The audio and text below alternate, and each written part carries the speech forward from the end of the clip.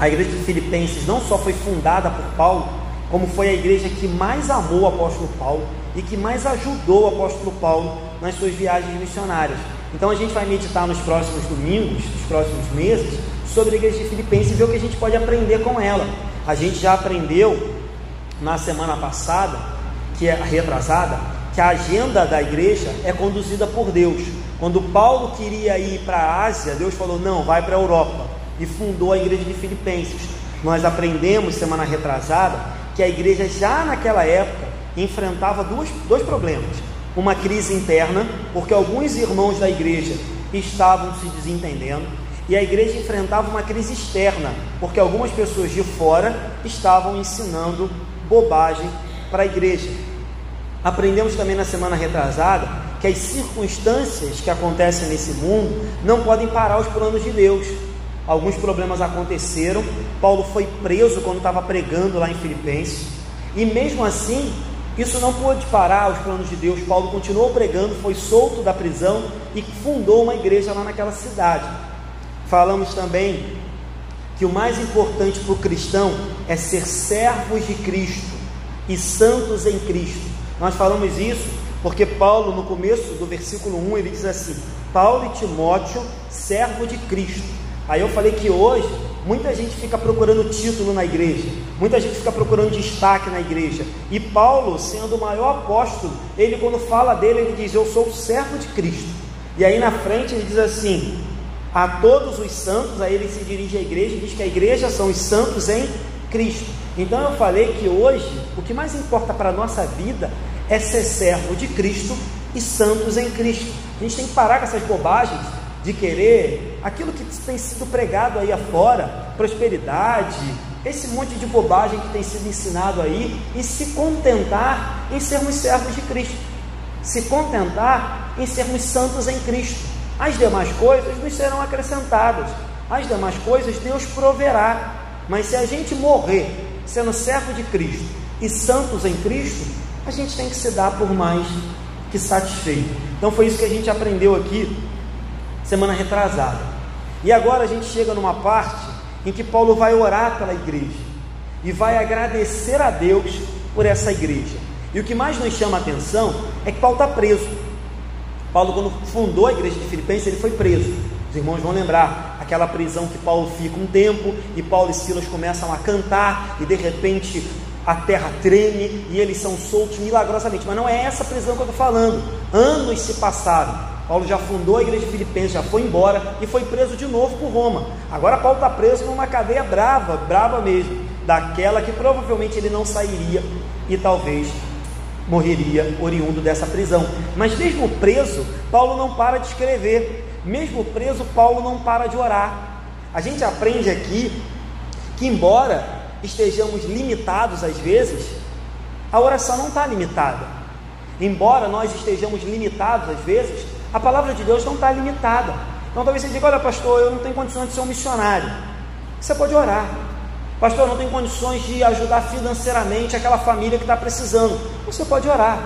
Pastor, eu não tenho condições de fazer muito por fulano. Você pode falar de Deus para ele. Então a gente tem que entender que, embora as circunstâncias às vezes sejam contrárias às que gostaríamos de estar vivendo, a palavra de Deus nunca está presa. A oração nunca é presa. O louvor nunca pode ser limitado. Nós temos sempre liberdade para louvar, para orar, para falar do amor de Deus para o próximo, para estender a mão para alguém. Então, a gente aprende já de início com Paulo, que embora Paulo estivesse impedido de ir até Filipos, porque ele estava preso, ele não estava impedido de fazer o melhor que ele podia pela igreja: escrever uma carta, falar do amor de Deus, orar por eles e ensiná-los. Então eu queria já, começando essa noite, te animar. Talvez você diga: pastor, eu estou velho, estou cansado, tenho minhas doenças, não posso sair de casa. Meu irmão, ore, ligue, mande uma mensagem, mande um áudio, lembre de alguém, se possível visite alguém, se possível ajude alguém. Se não puder, ora, que Deus vai escutar, irmão, e Deus vai fazer aquilo que eu e você não podemos fazer, Deus faz. Então esse é o contexto, tá? Então vamos ler, versículo 3. Dou graças ao meu Deus por tudo que recordo de vós. Vamos parar aqui, depois eu vou ler mais. Paulo começa com uma ação de graças. Ele diz: dou graças ao meu Deus. E aí duas coisas me chamam a atenção. Primeiro, Paulo está dando graças, ele está louvando, ele está enaltecendo, ele está glorificando a Deus, e já já ele vai explicar por quê. Mas aí ele diz: eu dou graças, eu louvo, eu exalto, eu glorifico ao meu Deus. Paulo poderia, ou talvez se fossem esses apóstolos de hoje em dia, Paulo poderia dizer: dou graças a mim mesmo, porque eu fundei a igreja de Filipenses, e hoje, vocês estão benzão. Paulo poderia dizer: louvo pela minha vida, graças a Deus que eu fui aí pregar o evangelho para vocês, agora vocês estão com uma igreja. Paulo diz: não, eu dou graças ao meu Deus. Paulo não dá louvor a homem, Paulo não louva a si mesmo, Paulo não louva a outros deuses. Paulo diz: eu dou graças a um só, e esse um é o meu Deus. E aí ele segue e diz: eu dou graça por tudo que recordo de vós. É verdade, meus irmãos, que algumas lembranças é bom nem ter, não é verdade? Algumas lembranças machucam, algumas lembranças trazem uma mágoa de volta ao coração, algumas lembranças trazem um sentimento não muito bom, e algumas coisas é bom que a gente nem lembre mesmo e se esqueça. Mas Paulo, quando olha para a igreja que ele fundou, quando olha para a igreja que ele amava, que ele se fazia parte, ou se sentia parte, ele diz: eu dou graças ao meu Deus por tudo que eu recordo de vós.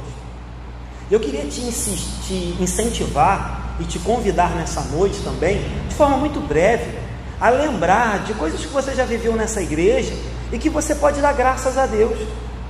Às vezes o tempo passa, você já está acostumado com o pastor, já sabe como ele vai pregar, o que ele vai falar, já conhece todos os irmãos, já sabe como a gente canta, como é que o culto começa, como que o culto termina, e a gente vai perdendo essa graça de recordar e de trazer à memória motivos de dizer: Senhor, muito obrigado, eu te louvo, eu te exalto, eu te glorifico pela igreja de Andorinhas, eu te glorifico porque há anos atrás o Senhor me colocou num lugar onde o Senhor me fez viver coisas maravilhosas.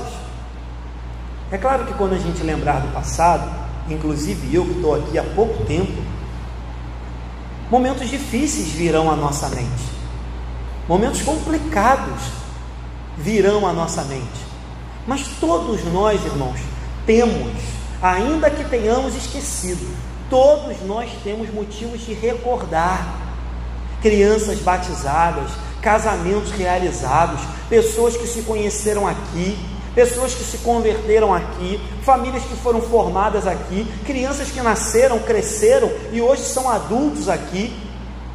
Exemplo do Tiaguinho, que não está aqui hoje, mas assumiu de forma muito corajosa o lugar do Oswaldir, e olha que responsabilidade, e tem nos abençoado todo domingo. A exemplo do Mateus, que cresceu aqui e que quando eles faltam, a gente não tem instrumentos. A gente tem muita coisa para recordar, irmãos, mas às vezes, isso é um mal nosso, meu também, a gente só recorda de coisa ruim, a gente só lembra de coisa chata, a gente só lembra de problema. Porque aquela igreja teve aquele problema, porque uma vez eu tive um problema com a irmã fulana, uma vez eu tive um problema com o irmão fulano. Meu irmão, é verdade, essas coisas acontecem no nosso meio, mas será que você não tem nada para recordar que você possa dar graças a Deus pelos anos que Deus colocou aqui?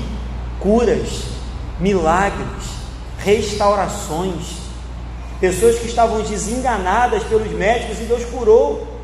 Eu posso olhar para trás, recordar e dizer: dou graças ao meu Deus por tudo que recordo de vós.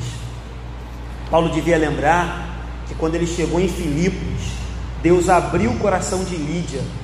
É isso que o texto diz: Deus abriu o coração dela para que ela ouvisse o evangelho e acreditasse. Na casa dela começou a igreja de Filipos.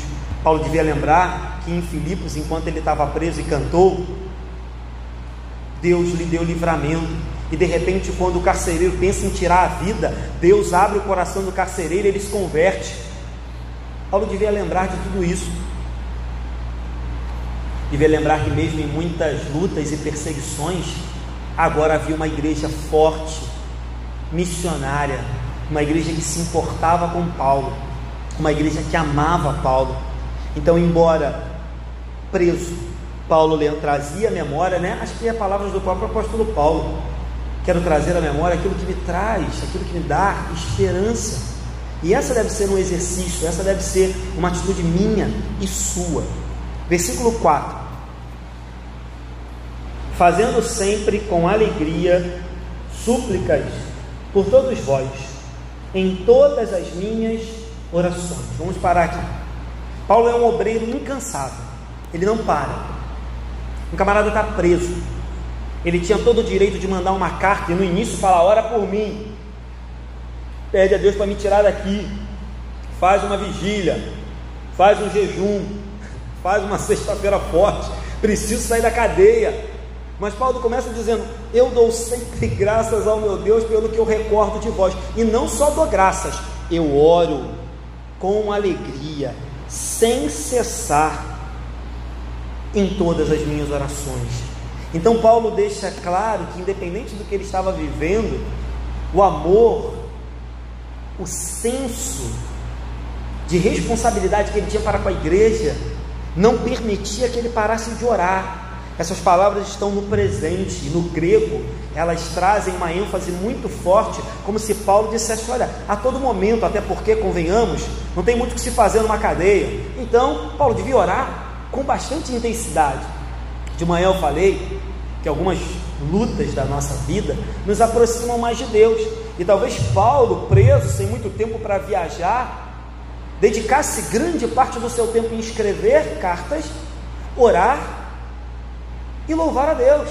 Era o que ele tinha para fazer. Então Paulo, em vez de se vitimizar, de ficar de mimimi, de ficar chorando, magoado, acusando a Deus: por que eu estou preso? Por que Deus não faz nada? Paulo aproveitava o seu tempo para orar, dar graças a Deus, cantar louvores, escrever cartas. Que a gente aprenda isso também, meu irmão. Eu não quero aqui minimizar os seus problemas não, porque eu sei que você tem, eu tenho, mas eu quero que a gente aprenda, durante os nossos problemas, parar de ficar vidrado nos nossos problemas e louvar, orar, dar graças. Pede livramento, pede que Deus te abençoe, pede que Deus entre com providência. Não é pecado fazer isso não, mas como a gente falou de manhã, não permita que os seus problemas tomem conta da sua vida. Olhe para o Paulo, preso, vai perder a cabeça daqui a pouco, vai ser decapitado, e ele está preocupado com a igreja, ele está preocupado com os irmãos que ele conheceu, pessoas que ele nunca viu, mas numa viagem missionária ele criou laços de amizade. Outra coisa interessante aqui é que Paulo ora por todos. Ele diz: fazendo sempre com alegria súplicas por todos. Paulo não faz distinção de pessoas.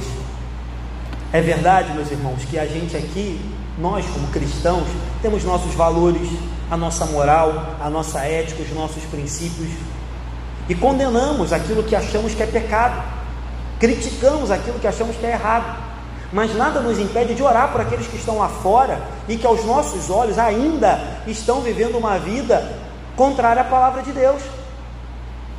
É obrigação orarmos uns pelos outros, pelos irmãos, mas nada nos impede, e pelo contrário, deveríamos mais ainda orar por aqueles que ainda não são irmãos em Cristo. Afinal de contas, eles precisam ouvir do Evangelho, conhecer Jesus. Vocês são irmãos em Cristo. Ainda que seja obrigação minha orar por vocês, eu creio que, como a gente vai ver daqui a pouco, que aquele que começou a boa obra vai terminar na vida de vocês. Mas e aqueles que não conhecem o caminho? Aqueles que não conhecem Jesus? Aqueles que não sabem que para crer em Jesus basta se arrepender e confessar os seus pecados? E aqueles que ainda acreditam que para ir para o céu tem que comprar, tem que dar dinheiro, tem que praticar um ritual? Essas pessoas precisam da nossa oração, às vezes mais até do que os crentes, embora tenham os crentes que só a graça, tem que orar dobrado. Mas Paulo diz: eu oro por todos. E outra coisa interessante é que Paulo diz assim: eu faço súplica. Paulo pede. Paulo não fica mandando em Deus. Tem uns crentes doidos aí que acham que pode mandar em Deus. Tem Tem uns crentes meio doidos que acham que pode orar e determinar, orar e, sei lá, colocar Deus contra a parede. Tem até uma heresia maldita, tem uma pregação no YouTube de um falso profeta, que o nome da pregação é Provocadores do Milagre.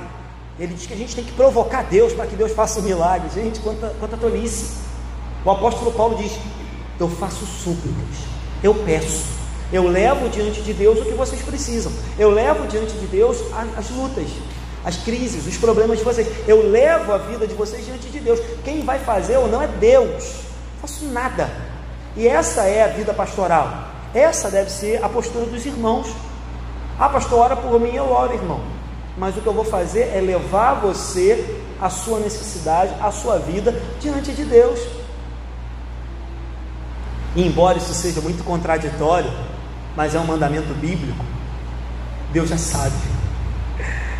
Isso não tira a minha obrigação de orar por você e de você orar por mim. Mas olha que coisa louca, Deus já sabe. Deus quer ouvir de mim, de você, as nossas súplicas, as nossas intercessões, o nosso clamor. Mas Ele sabe.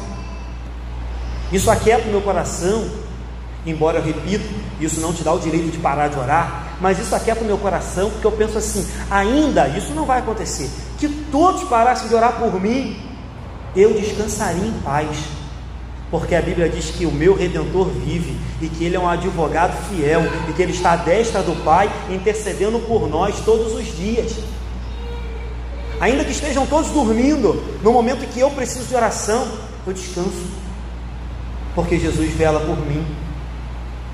Isso é belo, queridos, mas isso também não tira de nós, repito, a responsabilidade de orar. Então Paulo suplica, Paulo pede. Outra coisa, que Paulo ora com alegria. Ele diz: fazendo sempre com alegria. Talvez a alegria de Paulo viesse disso que eu acabei de falar, da certeza de que ele só ora, ele só pede, e que Deus fará o melhor. Então você pode orar alegre. Eu sei que às vezes é frustrante, eu sei, porque eu já passei por isso, já contei aqui, em que em determinados momentos você se sente um nada, um impotente. Embora eu seja pastor, tem hora que eu me sinto impotente. E hoje eu estava conversando com o Guilherme sobre isso. Ele estava dizendo que ele estava conversando com um amigo dele pelo telefone, e esse amigo tinha tentado tirar a vida. O Guilherme estava tentando convencê-lo a desistir dessa ideia. E Guilherme disse: pastor, depois de muito falar, de muito tentar convencê-lo, eu me senti impotente, porque eu não tinha mais o que falar, não tinha mais o que dizer, e ele não desistia da ideia de tirar a sua vida. E embora Guilherme tenha ficado preocupado, e eu também já passei por isso, no final da nossa oração, a gente deve dar graças e ficar alegre, porque quem vai fazer é Deus, não são os nossos conselhos, não é a nossa muita ou pouca oração, embora devamos orar, que vai mudar a vida de alguém, ou que vai fazer alguém desistir de tirar a vida. É aquele a quem nós suplicamos. Paulo diz: dou graças ao meu Deus, fazendo sempre com alegria súplicas por todos vós. É a Deus que Paulo está dirigindo a sua graça e a sua oração. Nas provas, devemos lembrar que Deus está sempre no controle. Vamos ler do 5 ao 8. Pela vossa cooperação no Evangelho, desde o primeiro dia até agora, estou plenamente certo de que aquele que começou a boa obra em vós há de completá-la até o dia de Cristo Jesus. Aliás, é justo que eu assim pense de todos vós, porque vos trago no coração, seja nas minhas algemas, seja na defesa e confirmação do Evangelho, pois todos sois participantes da graça comigo, pois minha testemunha é Deus, da saudade que tenho de todos vós, na terna misericórdia de Cristo Jesus. Paulo disse que orava a Deus com alegria sempre. E aí no versículo 5 ele diz: olha, um dos motivos da minha oração, um dos motivos da minha gratidão, um dos motivos da minha alegria é pela vossa cooperação no Evangelho. E aí Paulo diz: desde o primeiro dia até agora, vocês são meus cooperadores. Eu prego muito aqui e sempre repito que Deus é o autor da salvação. É Deus que abre o coração, acabei de falar isso aqui. É Deus que nos dá a fé. É Deus que nos convence do pecado, da justiça e do juízo. É Deus que nos atrai com cordas de amor. É Deus que sussurra ao nosso coração dizendo: você precisa de Jesus, porque se você continuar nessa vida miserável e maldita, você vai para o inferno. Deus é soberano em tudo isso, eu acredito nisso. Mas nós também somos cooperadores do Evangelho, assim como os filipenses eram cooperadores de Paulo. Quem salva é Deus, mas quem prega o Evangelho somos nós. Quem cura é Deus, mas quem ora somos nós. Quem levanta servos, pastores, é Deus, mas quem sustenta é a igreja. Então a igreja sempre foi e sempre será. Nós, embora pequenos, somos ferramentas de Deus, instrumentos de Deus, e devemos fazer de tudo para que sejamos utilizados para a glória dele. Paulo diz: vocês, filipenses, desde o primeiro dia até agora são meus cooperadores. Então essa era um dos primeiros, ou um dos motivos que Paulo tinha para agradecer a Deus. Outra coisa, Paulo diz que era motivo para ele agradecer a Deus, é que ele tinha certeza da salvação dos filipenses, assim como eu tenho dos irmãos, embora eu saiba que vocês não são perfeitos. Mas por que Paulo tinha certeza da salvação dos filipenses? Que eles eram bons? Não. Paulo diz no 6: estou plenamente certo de que aquele que começou a boa obra há de completá-la até o dia de Cristo Jesus. Para aqueles que se arrependem dos seus pecados e confessam Jesus, a salvação não é uma possibilidade, a salvação não é uma barganha, a salvação não é algo que se compra e se perde a cada semana ou a cada mês. A salvação é uma dádiva. A salvação, ela vem do sangue de Jesus derramado na cruz, de um sangue poderoso que nem ninguém, nem altura, profundidade, nem nada poderá nos afastar desse amor. E aí Paulo diz: eu grato a Deus, eu sou grato a Deus, eu louvo a Deus, eu faço súplicas a Deus, porque eu sei que essa obra que foi iniciada por meio da minha pregação vai chegar ao fim. Vai chegar ao fim quando, pastor? Quando a gente ficar perfeito aqui na terra? Quando eu parar de pecar? Ele diz: não, até o dia de Cristo Jesus. Deus é um construtor que nunca deixou uma obra inacabada. Talvez você esteja passando por um processo de restauração, talvez o edifício anda meio acabadinho, no passar do tempo você foi adquirindo alguns problemas, mas a verdade é que Deus nunca deixa uma obra inacabada. No passado a gente chama de justificação, Deus já nos perdoou. No presente a gente chama de santificação, Deus tem nos santificado. E no futuro, aquilo que nós esperamos, Deus há de nos glorificar e seremos a semelhança de Jesus. Aí eu lembro daquela frase que eu já falei aqui na igreja: Deus não leva ninguém para o céu que Ele não tenha transformado aqui na terra. Embora a caminhada aqui seja dura, tem alguns espinhos, algumas rochas, às vezes até mesmo alguns tropeços, lembre-se, aquele que começou a boa obra vai terminar. Mas essa boa obra, como eu disse, ela é permeada de santificação. Embora às vezes falhemos, mas Deus tem nos santificado a cada dia. Falei de manhã que às vezes a gente se assusta quando um pastor fala isso. Até nas crises, até nas dificuldades, até nos piores momentos da minha e da sua vida, Deus está trabalhando. Até nos piores momentos da minha e da sua vida, Deus está completando a boa obra. Pastor, que é isso? Nos piores? Sim, nos piores.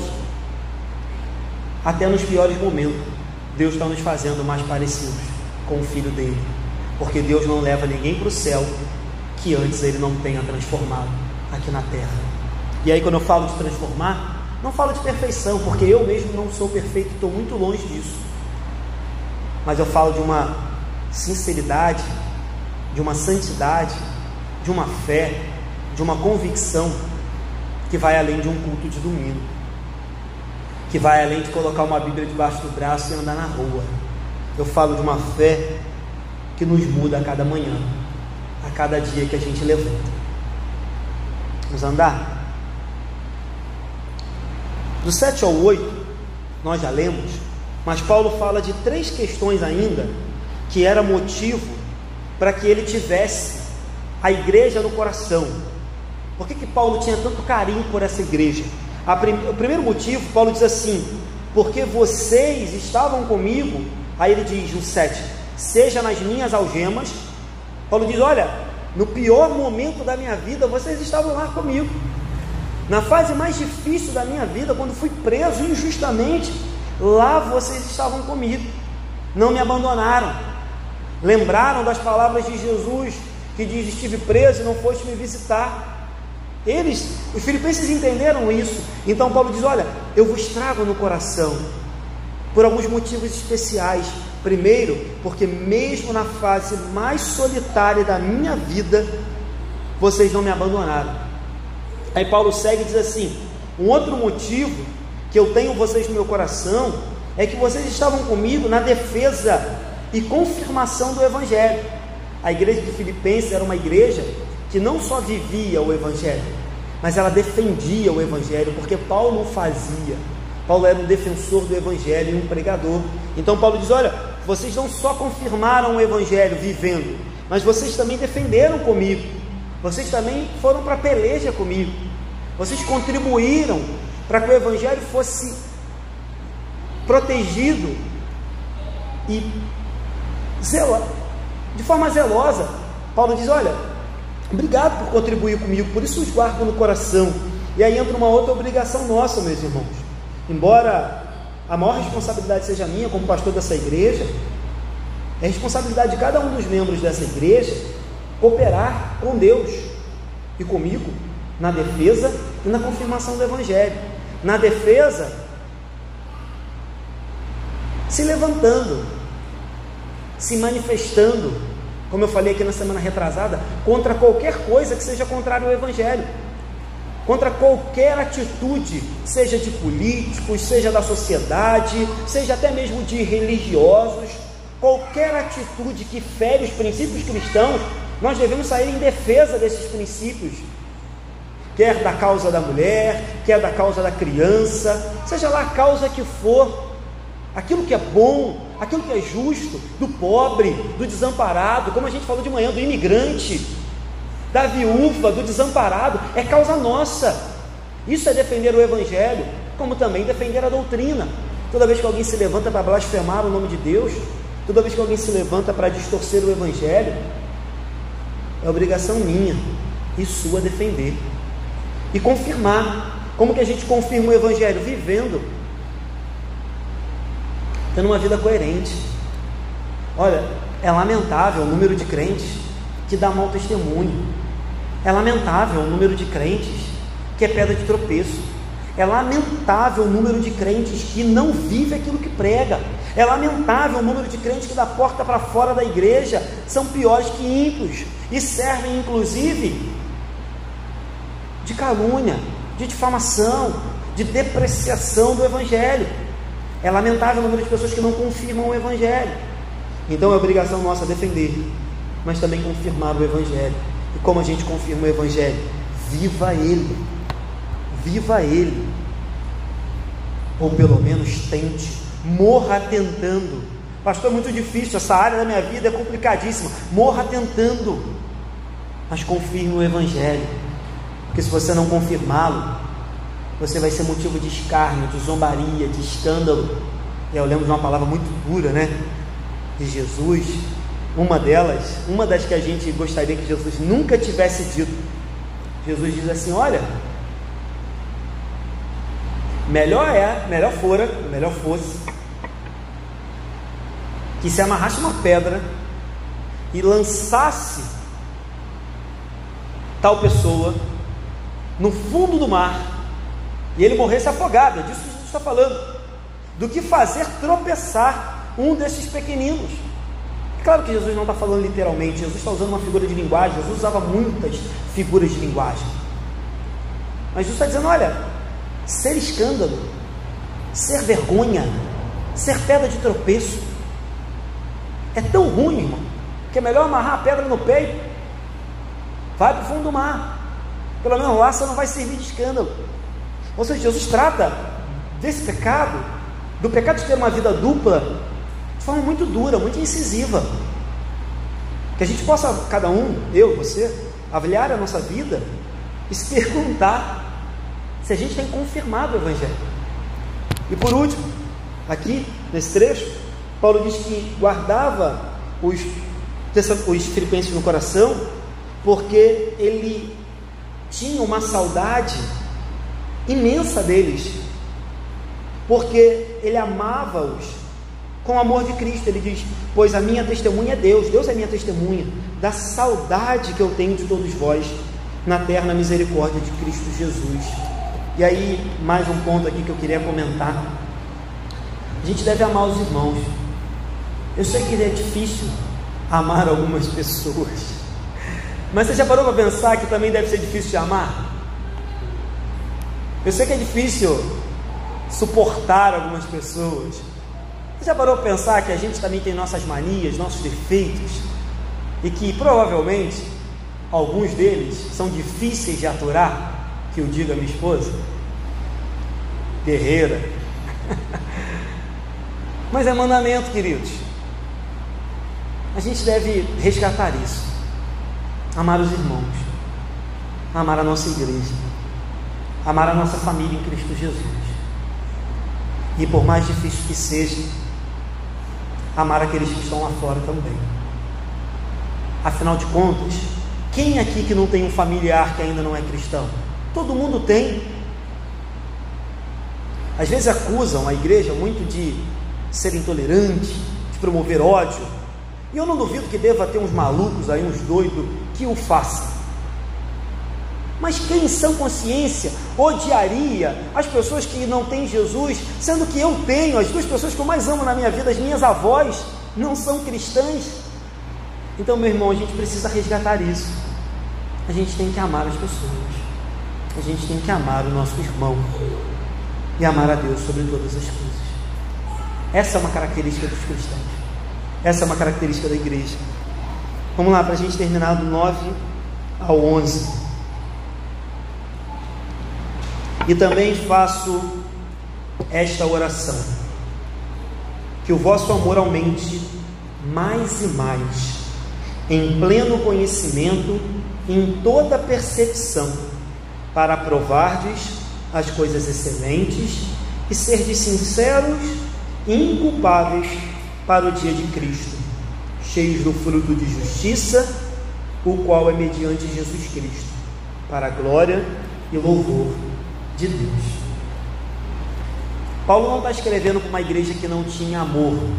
Paulo não está escrevendo para uma igreja fria, numa igreja que não sabia o que era amar. Paulo está escrevendo para uma igreja que entendia isso, tanto que o amava sobremaneira. Mas mesmo assim, Paulo vira para essa igreja e diz assim: faço também uma oração, que o vosso amor aumente. Acabei de falar que o nosso amor tem que aumentar, e aí Paulo completa e diz: aumente mais e mais. Olha que coisa interessante. A igreja de Filipenses era pobre, e Paulo não ora pedindo prosperidade. A igreja de Filipenses estava sofrendo algumas investidas de hereges e de falsos pastores, enfim, profetas. Paulo não ora pedindo livramento. Paulo ora pedindo que o amor deles aumente. Paulo ora pedindo que eles entendam o que é crescer mais e mais em amor. No trecho que a gente vai meditar na semana que vem, Paulo vai dizer que a situação que ele está preso contribui para o progresso do Evangelho. E nesse trecho em que a gente está falando, próximo da semana que vem, Paulo pede que a igreja ore por ele, mas Paulo em nenhum momento pede que a igreja ore para que ele seja liberto, porque Paulo entendia que as circunstâncias, como eu falei no início, não podem parar o evangelho. Embora ele estivesse preso, ele diz: não tem porquê pedir que vocês me tirem daqui, pedir que vocês orem para que eu saia daqui, porque eu tenho entendido que todas as coisas contribuem para o bem daqueles que amam a Deus, e a hora que Deus bem quiser, vai me tirar daqui. Então guarde isso. Ah, pastor, é pecado orar por prosperidade? Meu irmão, Deus conhece a sinceridade do seu coração. Se você quer um emprego melhor, se você quer concluir a sua faculdade e passar num concurso, ore por isso. Não é pecado não. Ah, pastor, é pecado pedir que Deus me livre de uma perseguição, de um problema que eu estou sofrendo? Não, não é. Mas há prioridade. O apóstolo Paulo está escrevendo para uma igreja pobre, perseguida, e na hora de pedir alguma coisa para Deus, ele pede: Deus, aumenta o amor deles. Há prioridade, embora não seja nenhum pecado. Outra coisa que é digno de comentar é que quem ama ora. Paulo diz: olha, eu trago vocês no coração, eu os amo, quando eu recordo de vós, eu dou graças a Deus, eu lembro de tudo que vivi com vocês, eu faço súplica em favor de vocês, porque vocês cooperaram comigo, vocês batalharam comigo, eu estou certo de que aquele que começou a boa obra vai terminar. E aí, como Paulo demonstra esse amor? Por palavras? Sim. Escrevendo? Sim. Mas ele diz: mas eu oro por vós. Ele já tinha dito que orava no versículo 4, fazendo sempre súplicas. Agora ele diz de novo no versículo 9: e também faço esta oração. Quem ama ora. A melhor maneira de demonstrar amor por alguém, embora existam várias maneiras de você demonstrar amor por alguém, é orando por ela. Tem alguém que disse, não fui eu, que a melhor maneira de aprender a amar alguém também é orando por ela. Sabe aquela pessoa com quem você está meio em atrito, meio magoada, meio chateada? Ore por ela. Quando você menos perceber, você vai estar a amando. Quando menos perceber, você vai ter perdoado. Quando menos perceber, você já não vai ter mais tanto rancor, tanta mágoa no seu coração. Então a melhor maneira de demonstrar que ama alguém, ore por ela. Como eu demonstro que amo as minhas avós? Ore por elas, para que elas sejam salvas.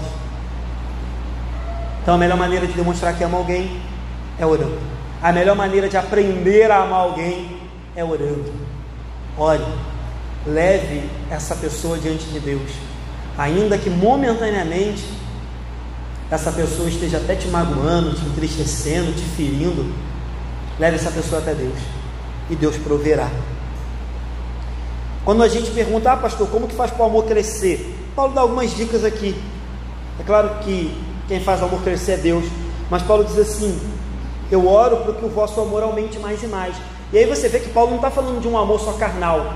Você vê que Paulo não está falando só daquele amor de namorados, aquele amor de marido e mulher. Paulo diz assim: eu oro para que o seu amor aumente mais e mais, em pleno conhecimento e em toda percepção. Ou seja, que amor é esse? Não é um amor cego, de adolescente, não é um amor passageiro, é um amor que tem conhecimento e que tem percepção. É até um pouco contraditório, né? Porque hoje a gente vive uma cultura em que o amor se resume a um sentimento carnal, que vem e vai, e que quando vai a gente troca, quando vem a gente fica, quando vai embora a gente manda embora. Mas Paulo diz: não, o amor que eu quero que aumente em vocês é um amor que vem de conhecimento, é um amor que vem de percepção, é um amor que vem daqueles que entendem que um dia, como disse o Guilherme de manhã, Deus nos amou de tal maneira que deu o seu Filho unigênito, para que todo aquele que nele crê não pereça, mas tenha vida eterna. É esse conhecimento do amor de Deus que a gente tem que ter, para que assim a gente possa ter amor para com os outros. Já falei isso aqui na igreja, vou repetir. É impossível ter amor pleno por aqueles que estão à nossa volta, se a gente não entender o que é o amor de Deus para conosco. É impossível ter um bom relacionamento com a nossa família, com aqueles que nós gostamos, se a gente não tiver um bom relacionamento com Deus. porque a gente só aumenta o amor mais e mais quando a gente conhece o pleno conhecimento e tem percepção de que há um Deus todo-poderoso que, quando nós éramos miseráveis pecadores, nos amou e deu o seu Filho por nós. Quando a gente lembra que, embora sejamos completamente falhos, Ele nos ama. Embora a gente lembre quantas vezes falhamos, Ele nos perdoa. Quando a gente entende esse amor, compreende esse amor, a gente consegue amar ao próximo como a nós mesmos. Por isso tem tanto problema, por isso tem tanta crise familiar, por isso tem tanto namoro e casamento sendo desfeito, porque a maioria dos amores que são prometidos não passam de uma sensação de pele. E para terminar aqui, Paulo diz que esse amor deve produzir frutos, cheios, último versículo 11, cheios de fruto de justiça, o qual é mediante Jesus Cristo, para a glória e louvor de Deus. Paulo diz que esse amor, quando é verdadeiro, ele redunda, ele produz frutos de justiça. E de manhã eu citei esse texto, e vou citar de novo. O próprio Paulo também diz que o amor é paciente, é benigno, o amor não arde em ciúmes, o amor não se ufana, não se ensoberbece, não se conduz inconvenientemente, o amor não procura os seus interesses, não se exaspera, não se ressente do mal, não se alegra com injustiça, mas regozija-se com a verdade. O amor tudo sofre, tudo crê, tudo espera, tudo suporta. O amor jamais acaba. Esse é o amor que produz frutos. Por isso Paulo termina dizendo: cheios de fruto de justiça, o qual é mediante Jesus. Aí Paulo diz: olha, embora o fruto se manifeste na vida de vocês, ele vem de Jesus. Quem produz o fruto é Ele. Nós apenas o reproduzimos, nós apenas anunciamos, apenas ofertamos, mas o fruto vem de Jesus, para a glória e louvor de Deus. Tem um texto que eu estava meditando já para o final do ano, mas é aquele texto que Jesus diz assim: a minha vontade é fazer a vontade do meu Pai. E se você perceber toda a vida de Jesus, a vida de Jesus tinha como objetivo só glorificar o Pai. Quando ele está ali no Getsemane, suando sangue, agoniado, ele diz: Pai, glorifica com a mesma glória que eu tinha contigo antes do mundo existir. Então toda a vida de Jesus tinha como objetivo, claro, nos salvar, mas como objetivo maior era glorificar a Deus. Toda a vida de Deus, ou melhor, todo o propósito, todo o plano de Deus tinha como objetivo glorificar Jesus. E diante disso, a minha pergunta é: qual tem sido o objetivo da minha e da nossa vida, ou da sua vida? Tem que ser glorificar Jesus. Quer comamos, quer bebamos, ou façamos qualquer outra coisa, que seja para Deus, que seja para a glória dele. É claro que a vida não se resume a um culto de domingo. Muitas outras coisas comportam a nossa vida: trabalho, faculdade, família, lazer, afazeres. Mas seja lá o que você fizer e aonde você estiver, faça para a glória dele, porque tudo vem dele, tudo é dele e tudo é para ele. Amém? Vamos terminar? Vou fazer aqui rápidas aplicações, tá? Para a gente terminar. Minha voz está indo embora. Paulo está preso, mas ele pode orar pela igreja. Não sei qual é a sua realidade hoje.